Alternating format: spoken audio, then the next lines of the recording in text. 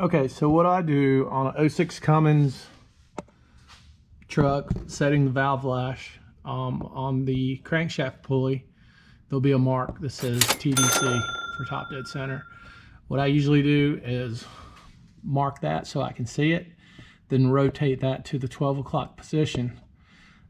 Usually when I rotate it and get it on the 12 o'clock position, I'll then put another mark on the opposite side of the pulley on the 6 o'clock position, so I'll know when the top dead center mark is on the 12 o'clock position. It kind of makes life a little easier.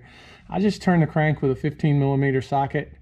You may not agree with that, but it's always worked for me.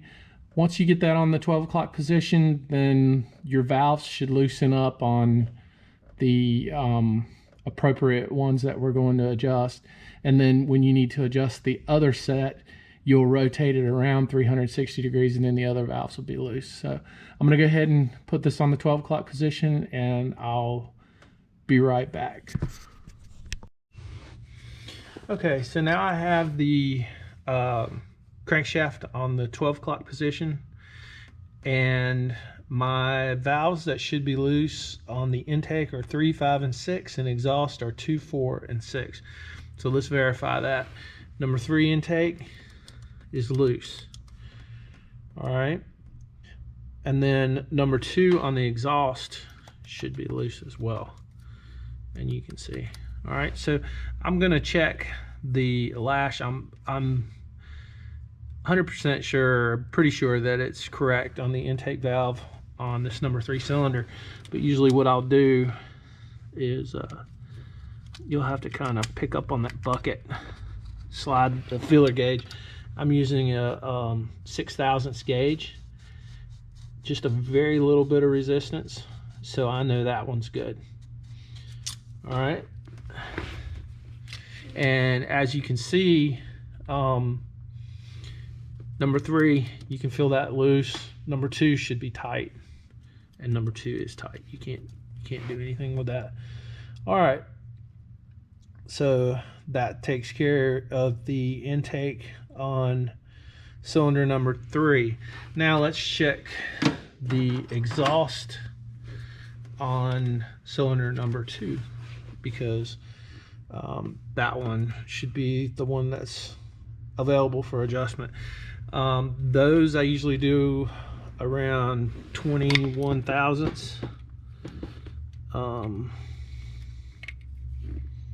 And like I said, you got to pick this bucket up, slide under, and it's good. It's tight. Recommended lash adjustment is minimum is 21 thousandths and maximum is 34 thousandths on the exhaust, and intake is 6 thousandths and max is 15 thousandths on the intake. So that's pretty much how you do it. Now if I wanted to tighten this down, I have this little thing here. You can buy these at Harbor Freight. Got a little hole in the middle of it. You just loosen up that lock nut, take your Allen wrench, don't know what size it is, can't remember, to put down in there, and the Allen wrench will move the rocker adjustment up and down, and it'll make it tighter or looser. And then you just torque down the lock nut, which is this little guy right here, and that's pretty much all you have to do. You just have to go along this thing and do all of it. So what I usually like to do is, once I check them, I usually just kind of verify it, put a dot there, and that lets me know that I've already checked it or adjusted it. So it's pretty simple.